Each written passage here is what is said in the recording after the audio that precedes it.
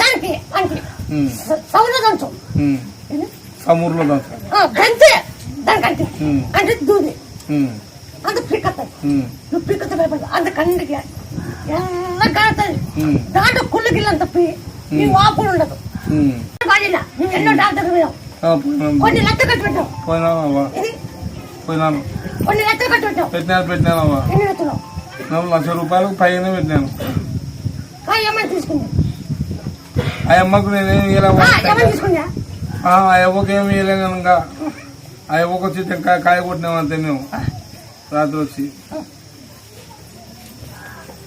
బాగా అయితే ఒక ప్యాకెట్ చిన్న ప్యాకెట్ బియ్యం ఎత్తుకొస్తా అని చెప్పినా నేను